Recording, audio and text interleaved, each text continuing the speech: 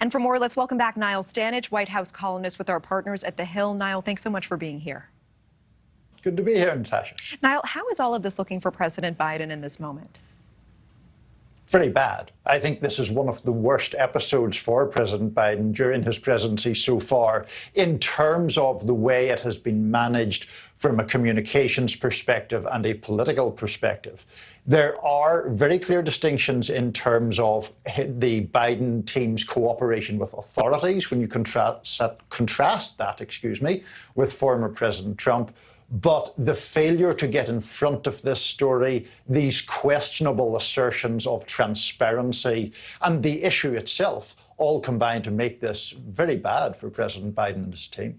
And as you heard in Joe Khalil's piece, Republicans believe there is a double standard now that we are seeing in between the response to these documents and the ones that were found at Mar-a-Lago. How do these cases differ?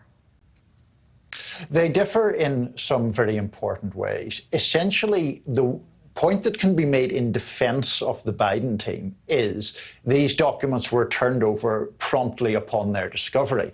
You contrast that with the Trump instance, where the National Archives had written to President Trump's team, former President Trump's team, in spring of 2021. And by August 2022, the FBI were raiding Mar-a-Lago because they still believed cooperation was not forthcoming. Now, one point that I would make on the other side of that, Natasha, just briefly, the first batch of Biden documents were discovered just 6 days before the midterm elections, and that was not disclosed to anyone. That information would clearly have been relevant to voters who were going to the polls 6 days hence. And as I say, it wasn't made public. That is something that, had then President Trump done that, liberals in the media and liberal politicians would have been up in arms about it. Appreciate that context. What kind of information that's possibly contained in these documents is most concerning from both a domestic and international standpoint? Clearly, anything that pertains to national security would be very important, and it would be very damaging for President Biden if that information was proven to have been dealt with in a very reckless manner. We do have some reporting, for example, that suggests that these documents may pertain to information about the UK, perhaps about Ukraine, perhaps about Iran. So that in itself suggests a high level of sensitivity, obviously. But I don't think we want to get too far over our skis until we know more about what exactly was in these documents. Well, the Justice Department has appointed the special counsel to investigate these Biden documents. The president says he is cooperating with the investigation. What is the DOJ looking for?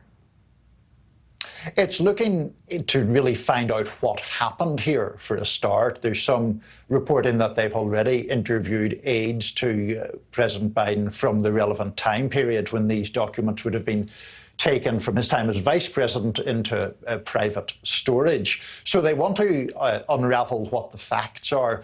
But I do think there's an important point to be made there again, Natasha. One of the reasons that presidents don't like special counsels is that special counsels have very wide-ranging powers. And if you read the order appointing this gentleman, Mr. Hur, it says not only can he investigate the documents themselves, but matters that arise from them. That by its nature is a pretty open-ended field of inquiry, and that is where part of the political danger lies for President Biden. Always appreciate the insight and your time. Niall Stanage, thank you so much. Thank you.